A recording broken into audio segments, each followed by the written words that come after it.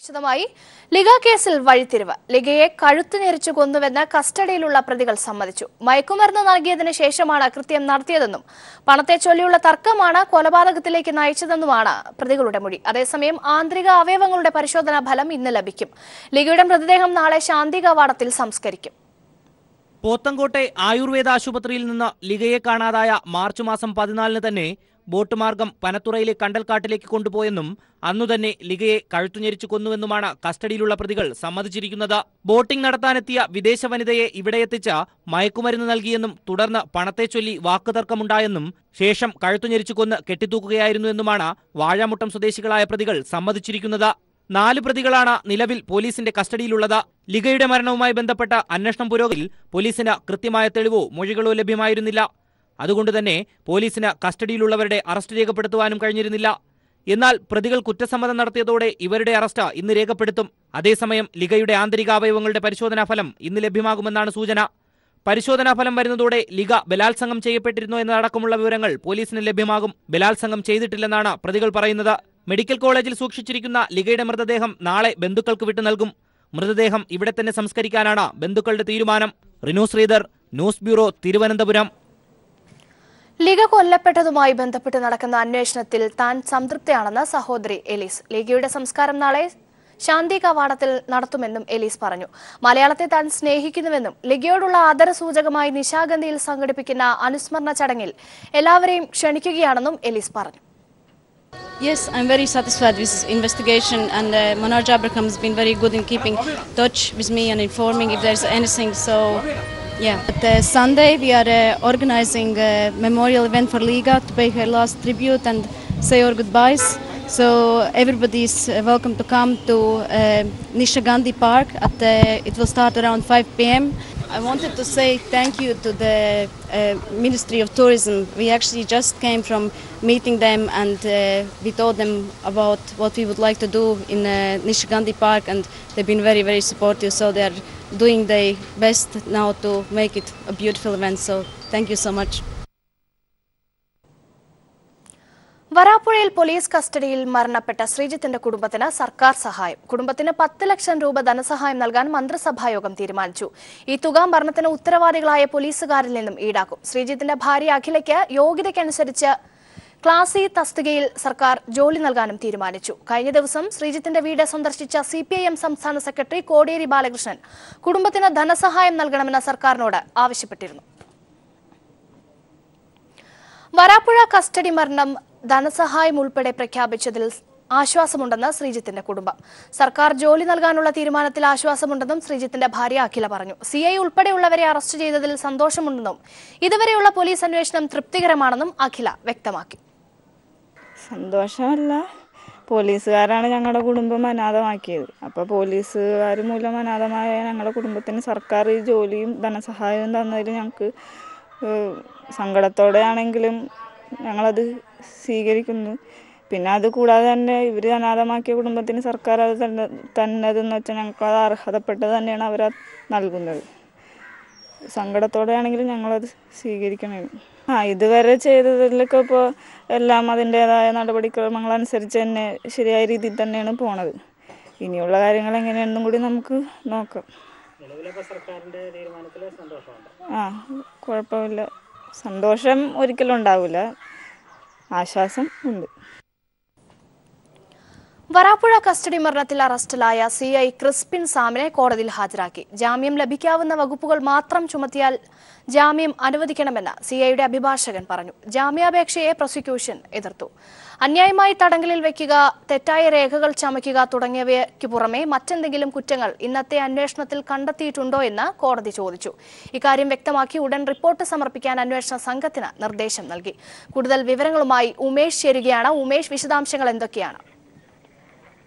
രേഷ്മ, വരാപ്പുഴ കസ്റ്റഡിയിൽ ശ്രീജിത്ത് മരിച്ച സംഭവവുമായി ബന്ധപ്പെട്ട കേസിൽ ഇന്നലെ അറസ്റ്റിലായ CI ക്രിസ്പിൻ സാമിനെ 1 മണിക്കൂർ മുൻപാണ് കോടതിയിൽ ഹാജരാക്കിയത്. കോടതിയിൽ ഹാജരാക്കിയ സമയത്ത് തനിക്ക് ജാമ്യം അനുവദിക്കണമെന്ന് CIക്ക് വേണ്ടി അഭിഭാഷകൻ ആവശ്യപ്പെടുകയുണ്ടായി. കാരണം ഇവരെ ചുമത്തിയിരിക്കുന്ന ജാമ്യം ലഭിക്കാവുന്ന കുറ്റങ്ങൾ മാത്രമാണ്. അതായത് അന്യായമായി തടങ്കലിൽ വയ്ക്കുക, തെറ്റായ രേഖകൾ ചമയ്ക്കുക. ഈ 2 വകുപ്പുകൾ പ്രകാരമുള്ള കുറ്റങ്ങളാവുമ്പോൾ ജാമ്യം ലഭിക്കുന്ന കുറ്റങ്ങളാണ്. അതുകൊണ്ട് തന്നെ തനിക്ക് ജാമ്യം അനുവദിക്കണം എന്നാണ് സിഐയുടെ അഭിഭാഷകൻ സിഐക്ക് വേണ്ടി ആവശ്യപ്പെട്ടത്. എന്നാൽ ഈ ജാമ്യാപേക്ഷയെ പ്രോസിക്യൂഷൻ എതിർത്തു. ഈ 2 കുറ്റങ്ങൾക്ക് പുറമെ സെക്ഷൻ 34, അതായത് ഒരേ ഉദ്ദേശത്തോടു കൂടി പ്രവർത്തിക്കുക, അത്തരത്തിലുള്ള ഒരു വകുപ്പ് കൂടി ചുമത്തണം. അതായത് ഒരേ ഉദ്ദേശത്തോടെ എന്ന് പറയുമ്പോൾ ഇതിനു മുൻപ് അറസ്റ്റിലായ പ്രതികൾക്കെതിരെ ചുമത്തിയിരിക്കുന്നത് കൊലക്കുറ്റമാണ്. അപ്പോൾ അതേ ഉദ്ദേശത്തോടെ പ്രവർത്തിച്ചിട്ടുണ്ടോ എന്ന കാര്യം അന്വേഷിക്കണമെന്നുള്ള രീതിയിലാണ് അവതരിപ്പിച്ചത്. എന്നാൽ അത്തരത്തിൽ ഒരു കുറ്റം സിഐക്ക് മേൽ കണ്ടിട്ടുണ്ടോ എന്ന് കോടതി ഇന്നത്തെ അന്വേഷണത്തിൽ അത്തരത്തിലൊരു കുറ്റം കണ്ടിട്ടുണ്ടോ എന്ന് കോടതി ചോദിക്കുകയുണ്ടായി. അത്തരത്തിൽ കണ്ടിട്ടുണ്ടെങ്കിൽ അക്കാര്യം ഇപ്പോൾ തന്നെ എടുക്കണം എന്നാണ് കോടതി നിർദ്ദേശിച്ചിട്ടുള്ളത്. അതിന്റെ അടിസ്ഥാനത്തിൽ അന്വേഷണ ഉദ്യോഗസ്ഥൻ അതുമായി ബന്ധപ്പെട്ട റിപ്പോർട്ട് ഇപ്പോൾ തയ്യാറാക്കിക്കൊണ്ടിരിക്കുകയാണ്. അല്പസമയത്തിനകം അത് കോടതിയിൽ ഹാജരാക്കും. അതിനുശേഷമായിരിക്കും സിഐയെ റിമാൻഡ് ചെയ്യുമോ അതോ ജാമ്യം അനുവദിക്കുമോ തുടങ്ങിയ കാര്യങ്ങളെല്ലാം ആ സമയത്ത് വ്യക്തമാകും. രേഷ്മ. കെ എം ഉമേഷാണ് കൊച്ചിയിൽ നിന്നും വിവരങ്ങൾ നൽകിയത്. മറ്റു വാർത്തകളിലേക്ക്. കോഴിക്കോട് സ്വകാര്യ ബസ്സിൽ നിന്നും വീണ് ഗർഭിണിക്ക് പരിക്ക്. 7 മാസം ഗർഭിണിയായ യുവതിയോടാണ് ബസ് ജീവനക്കാരുടെ ക്രൂരത. യുവതി വീണത് കണ്ടിട്ടും ബസ് നിർത്താതെ പോയി. ഇന്നലെ രാത്രി 8:30ഓടെയാണ് സംഭവം നടന്നത്. കോഴിക്കോട് ഡോക്ടറെ കാണിച്ച് തിരിച്ച് വടകര ഇരിങ്ങലിലേക്ക് വരികയായിരുന്നു ദിവ്യയും ഭർത്താവ് ഷിജനും. ദിവ്യ 7 മാസം ഗർഭിണിയാണ്. ഇരിങ്ങലിൽ സ്റ്റോപ്പിൽ ബസ് നിർത്തിയെങ്കിലും ദിവ്യ ഇറങ്ങുന്നതിനു മുൻപ് ബസ് മുൻപോട്ടെടുത്തു. ഇതോടെ റോഡിലേക്ക് ഇവർ തെറിച്ചു വീഴുകയായിരുന്നു. ബസിന്റെ ഡോറിടിച്ച് കാൽമുട്ടിനും പരിക്കേറ്റിട്ടുണ്ട്. സംഭവം നടന്നിട്ടും ബസ് നിർത്താതെ പോയി. തുടർന്ന് ദിവ്യയെ വടകര ജില്ലാ ആശുപത്രിയിൽ പ്രവേശിപ്പിക്കുകയായിരുന്നു. പ്രാഥമിക പരിശോധനയ്ക്ക് ശേഷം വിട്ടയച്ചു.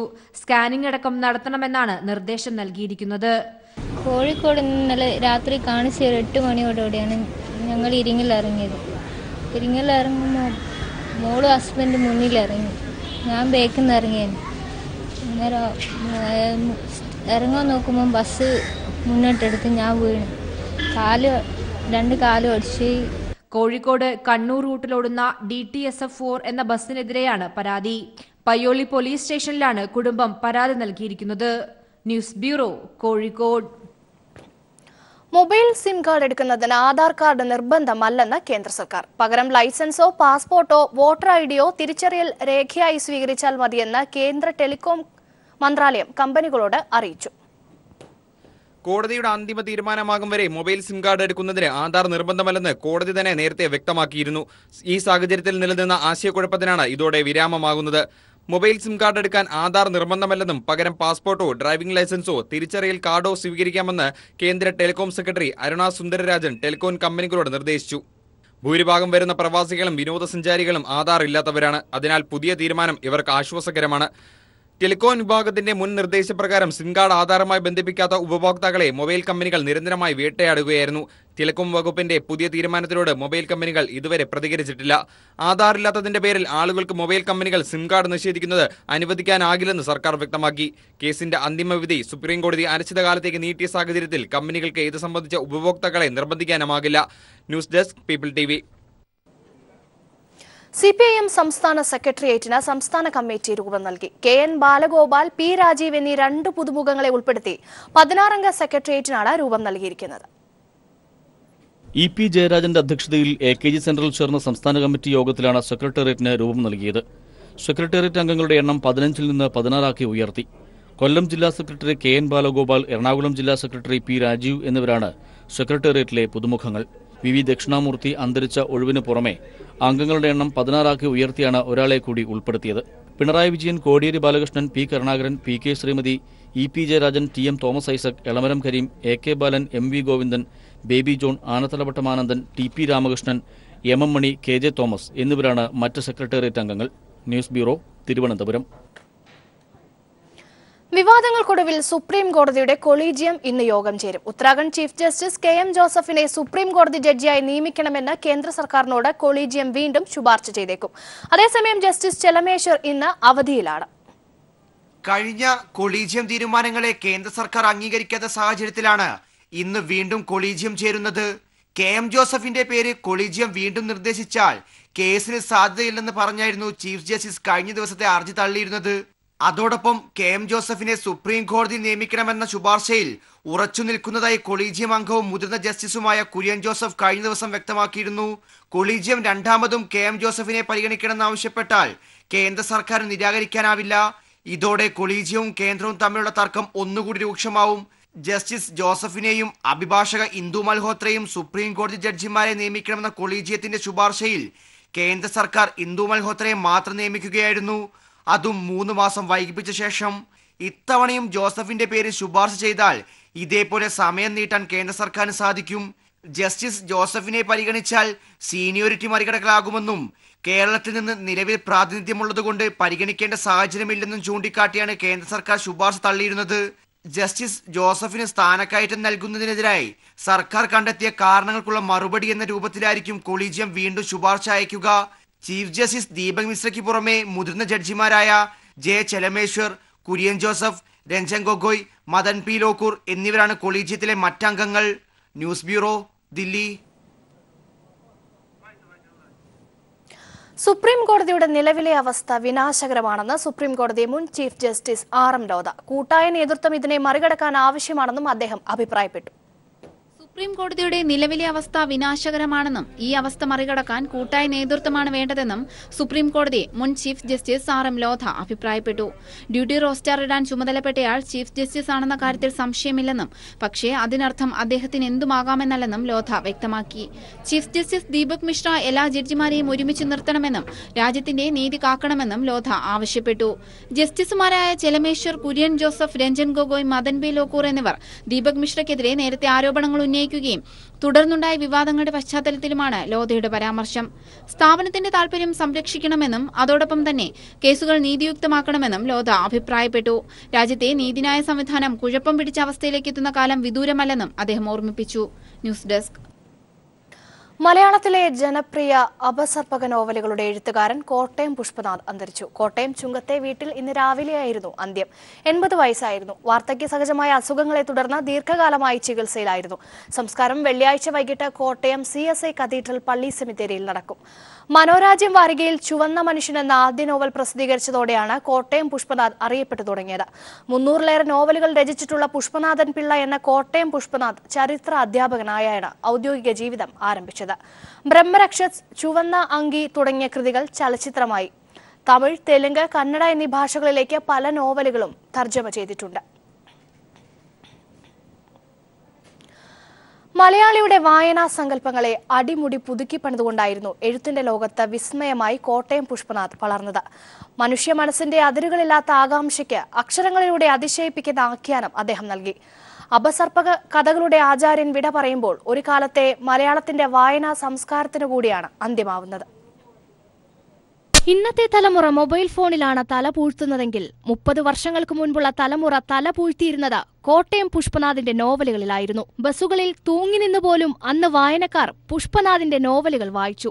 DB കുറുപ്പും നീലകണ്ഠൻ പരമാരയും വിരാജിച്ചിരുന്ന മലയാള അപസർപ്പക നോവൽ മേഖലയിലേക്ക് ഒരു കൊടുങ്കാറ്റായി 70കളുടെ മധ്യത്തിലായിരുന്നു പുഷ്പനാഥിന്റെ കടന്നുവരവ്. അദ്ദേഹത്തിന്റെ തൂലികയിൽ നിന്നും പിറവിയെടുത്ത ഡിറ്റക്റ്റീവ് മാക്സിനും എലിസബത്തും കേരളത്തിലെ വായനക്കാരെ പച്ചപിടിപ്പിച്ചു. പുഷ്പനാഥ് എഴുതുമ്പോൾ 10,000-കണക്കിന് വായനക്കാർ അദ്ദേഹത്തിനൊപ്പമുണ്ടായിരുന്നു.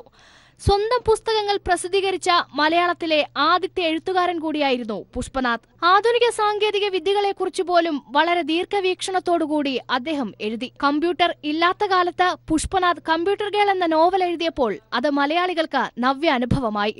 ജെയിംസ് ബോണ്ട് സിനിമകളിലെ അന്തരീക്ഷം പോലും അദ്ദേഹം തന്റെ നോവലിൽ കൂടി വരച്ചുകാട്ടി. എങ്കിലും പതിവ് പോലെ കോട്ടയം പുഷ്പനാഥ് എന്ന നോവലിസ്റ്റ് അവഗണനയുടെ പുറമ്പോക്കിൽ തന്നെയായിരുന്നു കഴിഞ്ഞത്. അക്ഷരസ്നേഹികൾ പോലും അദ്ദേഹത്തിന് താങ്ങായില്ല. അക്കാദമികളോ സർക്കാരോ കോട്ടയം പുഷ്പനാഥിനെ ആദരിച്ചില്ല. ആ ആദരവ് ഒരിക്കൽ പോലും ആഗ്രഹിച്ച് അദ്ദേഹം കാത്തുനിന്നതുമില്ല. തന്റെ ആരാധകർക്കു വേണ്ടി എഴുതുന്ന ലഹരി അദ്ദേഹത്തെ മത്തുപിടിപ്പിച്ചപ്പോൾ ഒരുപക്ഷെ അംഗീകാരങ്ങളെക്കുറിച്ച് ആലോചിക്കാൻ പോലും അദ്ദേഹം മറന്നുപോയിരിക്കാം. 3.5 പതിറ്റാണ്ടുകാലം മലയാള കുറ്റാന്വേഷണ സാഹിത്യലോകത്തെ അടക്കിവാണ കോട്ടയം പുഷ്പനാഥ് എന്ന എഴുത്തുകാരൻ വിട പറയുമ്പോൾ മലയാളിയുടെ വായനാഭിരുചിയിൽ അന്വേഷണാത്മകത ഉണ്ടാക്കിയ മലയാളത്തിന്റെ ഷെർലക് ഹോംസിനെയാണ് നമുക്ക് നഷ്ടമാകുന്നത്. Cultural desk, people TV.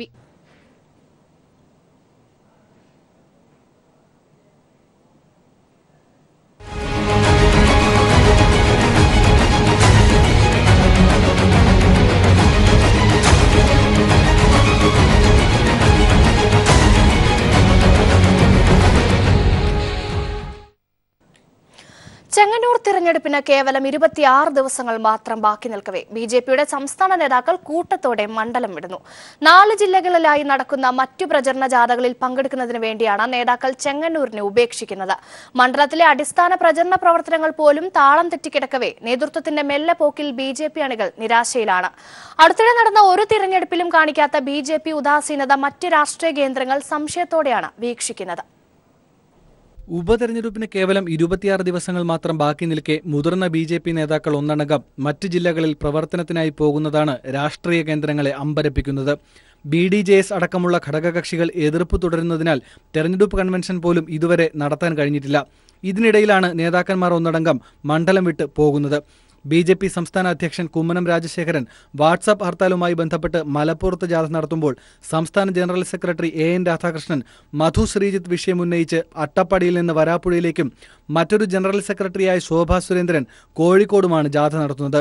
Chengannur ഉപതെരഞ്ഞെടുപ്പിലെ BJPയുടെ മുഖ്യ ചുമതലക്കാരനായ MT രമേശ് പത്തനംതിട്ടയിൽ ജാഥ നടത്താൻ തീരുമാനിച്ചിരുന്നതാണെങ്കിലും BJPക്കുള്ളിൽ തന്നെ എതിർപ്പുയർന്നതിനെ തുടർന്ന് ജാഥ കളക്ടറേറ്റ് മാർച്ച് മാത്രമാക്കി ചുരുക്കി. ചെങ്ങന്നൂർ മണ്ഡലത്തിൽ മറ്റു പാർട്ടികൾ കുടുംബയോഗങ്ങളും കോർണർ മീറ്റിംഗിലേക്കും കടന്നിരിക്കവേ BJP ഇതുവരെ ഇത്തരം പ്രചരണ രീതിയിലേക്ക് കടന്നിട്ടേയില്ല. ഒരു തവണ മാത്രമാണ് ഇതുവരെ സന്ദർശനം നടത്തിയത്. BJPയുമായി ബന്ധപ്പെട്ട മൈക്ക് അനൗൺസ്മെന്റ് പോലും മണ്ഡലത്തിൽ നടത്തിയിട്ടില്ല.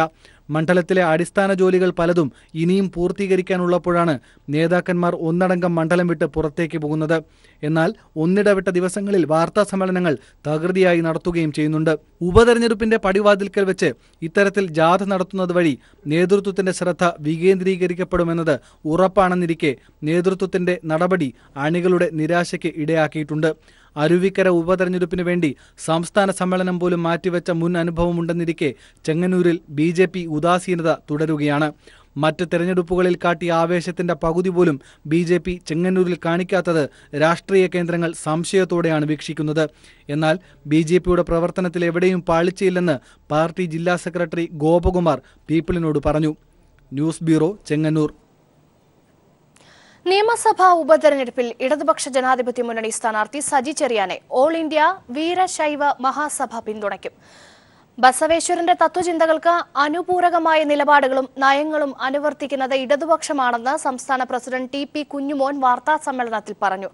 ബസവേശ്വരന്റെ പ്രതിഭ നിയമസഭാ മന്ദിരത്തിന് മുന്നിൽ സ്ഥാപിക്കുക, ജയന്തി ദിനത്തിൽ 1 മണിക്കൂർ അധിക പ്രവൃത്തി സമയം പ്രഖ്യാപിക്കുക, കുരുക്കൾ ചെട്ടിയാർ വിഭാഗങ്ങളെ വീരശൈവിയോടൊപ്പം ചേർക്കുക തുടങ്ങിയ ആവശ്യങ്ങളും സഭ ഉന്നയിച്ചു. വാർത്താ സമ്മേളനത്തിൽ senior vice president CP Madhusoodanan Pillai, സംസ്ഥാന കമ്മിറ്റി അംഗം മധു ഇടപ്പോൺ എന്നിവരും പങ്കെടുത്തു.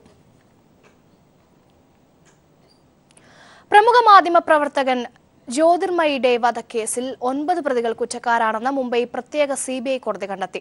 കേസിൽ പ്രതി ചേർത്തിരിക്കുന്ന മാധ്യമപ്രവർത്തകൻ ജിഗ്ന വോറ ഉൾപ്പെടെ 2 പേരെ കോടതി വെറുതെ വിട്ടു. 2011 ജൂൺ 11 സ്വവസതിക്ക് സമീപമാണ് ജ്യോതിർമയി വെടിയേറ്റ് മരിച്ചത്. പ്രതികളായവർ മാധ്യമപ്രവർത്തകൻ ജിഗ്ന വോറയുടെ പ്രേരണയിൽ ചോട്ടാ രാജന്റെ നിർദ്ദേശപ്രകാരം കൃത്യം നടത്തിയെന്നായിരുന്നു പ്രോസിക്യൂഷൻ വാദം. സംസ്ഥാനത്ത് സർക്കാർ സ്കൂളുകളിലേക്കുള്ള സൗജന്യ കൈത്തറി യൂണിഫോം, പാഠപുസ്തകങ്ങൾ എന്നിവയുടെ വിതരണം ആരംഭിച്ചു. പദ്ധതിയുടെ സംസ്ഥാനതല ഉദ്ഘാടനം മുഖ്യമന്ത്രി പിണറായി വിജയൻ നിർവഹിച്ചു. 1 മുതൽ 7 വരെ ക്ലാസുകളിൽ പഠിക്കുന്ന 4.5 ലക്ഷം കുട്ടികൾക്ക് 2 ജോഡി വീതം കൈത്തറി യൂണിഫോമാണ് സൗജന്യമായി നൽകുന്നത്. 2 മുതൽ 10 വരെയുള്ള ക്ലാസുകളിലെ വിദ്യാർത്ഥികൾക്കാണ് പാഠപുസ്തകങ്ങൾ വിതരണം ചെയ്യുന്നത്. സംസ്ഥാനത്തെ സർക്കാർ സ്കൂളുകളിലെ കുട്ടികൾക്ക് പാഠപുസ്തകവും യൂണിഫോമും ലഭിച്ചില്ല എന്ന പരാതി പഴങ്കഥയായി. പുതിയ അധ്യയന വർഷത്തിൽ കുട്ടികൾക്കുള്ള സൗജന്യ കൈത്തറി യൂണിഫോമിന്റെയും പാഠപുസ്തക വിതരണത്തിന്റെയും ഉദ്ഘാടനം മുഖ്യമന്ത്രി പിണറായി വിജയൻ തിരുവനന്തപുരത്ത് Manacaud government girls higher secondary സ്കൂളിൽ നിർവഹിച്ചു. വിദ്യാഭ്യാസകാലത്ത് നെയ്ത്തു തൊഴിൽ പഠിച്ച ഓർമ്മ മുഖ്യമന്ത്രി ചടങ്ങിൽ പങ്കുവച്ചു. SSLC പരീക്ഷ കഴിഞ്ഞപ്പോൾ കോളേജിൽ ചേരാൻ വേണ്ടി അതിനുള്ള അപേക്ഷ കൊടുക്കാൻ താമസിച്ചു പോയതുകൊണ്ട് ആ വർഷം നഷ്ടപ്പെടുന്ന സ്ഥിതി വന്നപ്പോൾ എന്താ ചെയ്യാമെന്ന് ആലോചിച്ചു. എന്നാൽ അടുത്ത നെയ്ത്തുശാലയിൽ പോയി നെയ്ത് കളയാന്ന് വിചാരിച്ചു. അങ്ങനെ നെയ്ത്ത് പഠിച്ച് നെയ്തിയാളാണ് ഞാൻ.